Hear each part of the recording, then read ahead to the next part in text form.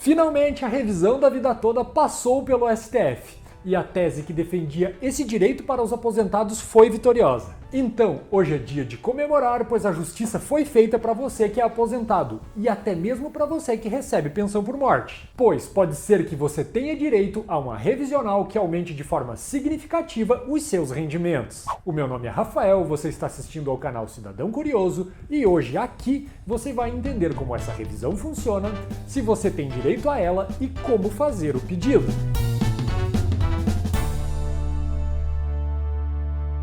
A decisão da revisão da vida toda foi quase como uma final emocionante de Copa do Mundo. O placar final, que saiu agora em 25 de fevereiro, hoje, foi de 6-5 a favor dos aposentados. Basicamente, no dia 11 de junho de 2021, no ano passado ainda, iniciou-se o julgamento da revisão da vida toda. Naquele dia, o resultado foi de 5 votos a favor e de 5 votos contra.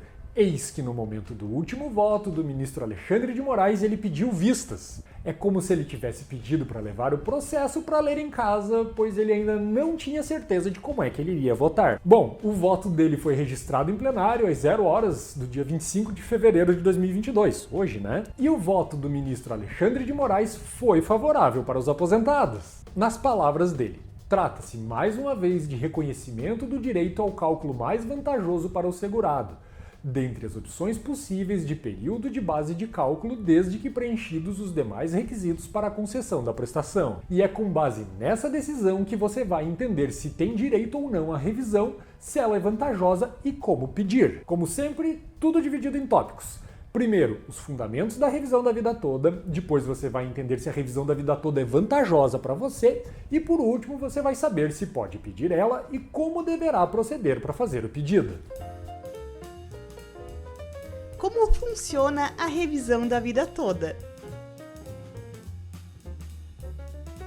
A revisão da vida toda é um pedido de recálculo da aposentadoria e até mesmo das pensões dos segurados da Previdência. Para ser possível a revisão, o aposentado tem que ter trabalhado e tem que ter recolhido contribuições para o INSS antes de julho de 1994. No caso das pensões, quem tem que ter trabalhado antes de julho de 1994 é o gerador da pensão. Agora é importante dizer que direito previdenciário não é receita de bolo. Então, para entender se você tem direito, me acompanhe aqui para saber como é que essa revisão funciona. Basicamente, o que acontece é o seguinte: a Lei nº 9.876 de 1999 mudou as normas de acesso a benefícios da Previdência e alterou a regra que previa que as aposentadorias seriam calculadas com base nos últimos anos de contribuição, passando a dizer que todo o histórico contributivo dos segurados deveria ser utilizado para a base de cálculo da média contributiva. Mas como vocês já devem saber, sempre que uma lei nova entra em vigor, ela tem uma regra transitória,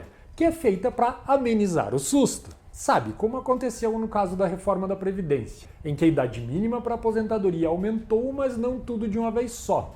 Foi subindo 6 meses por ano até alcançar a idade pretendida pela nova regra. Pois é, lá em 1999 a regra transitória previu que ao invés de usar todo o histórico contributivo dos segurados, seriam utilizadas as contribuições feitas para a Previdência a contar de julho de 1994. Então, os salários anteriores a essa data não entrariam mais no cálculo para apurar a média contributiva. E isso acabou atrapalhando alguns trabalhadores. E aí entra a tese da revisão da vida toda. É que as regras transitórias só têm uma utilidade, que é amenizar os efeitos de uma regra nova que seja mais gravosa que uma regra antiga. Então, se essa regra de tirar as contribuições de antes de 94 da média, se isso prejudicou alguém, ela não deve ser aplicada para essa pessoa que ela prejudicou, já que nesse caso a regra definitiva é mais vantajosa para o segurado. Deu de entender, né? Se a regra não te prejudicou, ela continua válida porque ela cumpriu a sua função, que é amenizar a transição de uma lei para outra. Mas se ela reduziu a tua renda, ela deve ser desconsiderada e teu benefício deve ser revisto. Essa foi a tese defendida, essa foi a tese acolhida.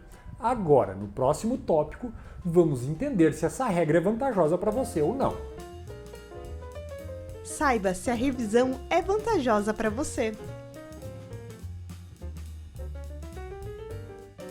Aqui o assunto é bem rápido e fácil. Inicialmente, quem não trabalhou antes de julho de 94 não tem direito à revisão da vida toda. Zé Fini. Se você passou por essa exigência, tem que verificar se a renda naquela época era boa, se o salário era mais alto. Isso porque, se os salários eram baixos, colocar eles na tua média contributiva vai reduzir o valor da sua aposentadoria ao invés de aumentar. Bom, mas se você não lembra quanto é que ganhava, até porque é difícil saber mesmo, né? Porque naquela época era inflação e troca de moeda a rodo, faz o seguinte, entra no site Meu INSS e baixa o teu CNIS. Lá vai ter toda a relação das tuas contribuições. Ali você já vai ter uma ideia de quanto eram os teus salários lá em 1994. Você pode entrar em uma calculadora dessas online, colocar o valor do mês em que você recebeu e fazer a atualização para ver quanto é que isso dá em valores atuais. Se a maioria dos teus salários for superior à média das tuas contribuições posteriores a 1994, parabéns! Você tem direito à revisão da vida toda e isso pode aumentar significativamente a tua renda. Uma coisa muito comum também é que não conste no CNIS o valor dos recolhimentos dos empregos mais antigos. Até aparece lá no CNIS anotado, trabalhou de tal data a tal data, mas o valor dos salários nada, tá zerado, não aparece nada. Se esse é teu caso, você terá que ter provas da tua renda no período. Você pode fazer isso por meio de folhas de pagamento, de salário anotado em carteira, do teu histórico de recolhimentos do FGTS. Para quem recolhia no carnezinho, pode fazer prova por meio do carnezinho. O importante é que se você não conseguir fazer as provas de quanto que ganhava, não será possível ingressar com a revisão da vida toda. Então, se não consta no CNIS, tem que provar, tá? Resumindo esse tópico, a revisão da vida toda será útil para você se antes de 1994 você tinha uma renda melhor do que a que passou a ter depois de 94. Se você ficar na dúvida, consulte um advogado de sua confiança que saiba fazer os cálculos. Por favor, evitem maus profissionais, pois eles podem simplesmente querer fazer o pedido judicial só para ver o que acontece, sem saber se você tem direito ou não. E o resultado final pode ser que seja inferior ao que você ganha hoje. Então atenção para não entrar com uma ação inútil, e eu já explico os prejuízos que você pode ter com isso. Isso no último tópico, onde eu falo como é que você vai proceder para fazer esse pedido e como é que você vai ver se você tem os requisitos para fazer esse pedido.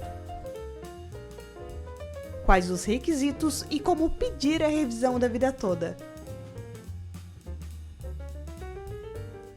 Você viu o tópico anterior, verificou que a revisão é vantajosa para você e agora você quer saber se pode pedir e como é que você faz para fazer esse pedido. De começo, como a revisão foi uma decisão que veio da Justiça, não existe meio em via administrativa para conseguir a revisão da vida toda.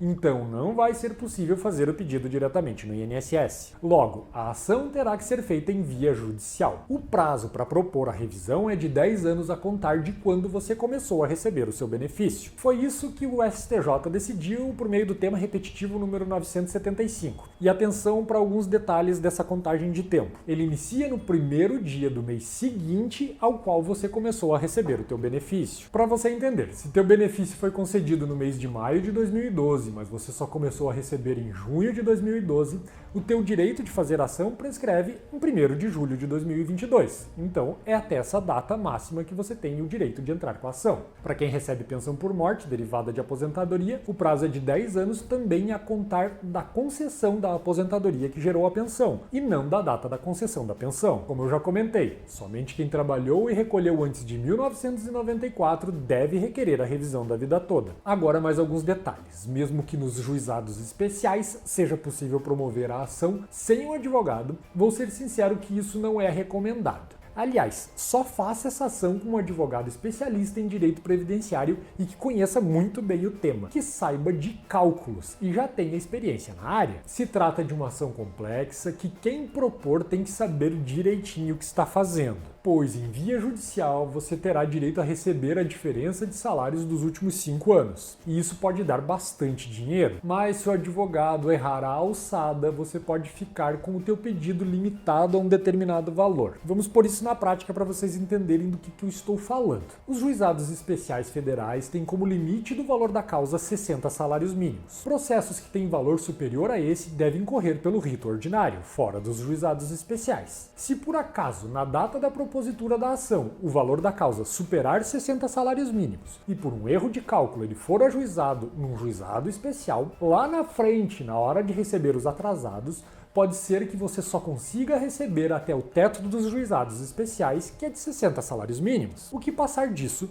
você não recebe. Outra coisa que você tem que levar em consideração é que no rito comum, se a ação for julgada improcedente, você será condenado a pagar sucumbências. E aí depende do juiz, mas as condenações são na média de 10% do valor da causa. De uma ação de 60 salários mínimos, hoje, uma condenação de 10% dá R$ 7.200. É bastante coisa, né? Agora, se o valor da tua causa for abaixo de 60 salários mínimos, você poderá propor a ação perante o juizado especial, onde não existe condenação em honorário de sucumbência. Outra diferença de ação acima ou abaixo de 60 salários mínimos é a forma de receber. Valor abaixo de 60 salários mínimos é pago por meio de RPV, e você recebe alguns meses depois que o processo terminou. Em compensação, condenações superiores a 60 salários mínimos viram precatórios, que são muito mais demorados. Basicamente, precatórios são pagos no exercício seguinte ao que a condenação foi confirmada. Isso pode passar de um ano fácil.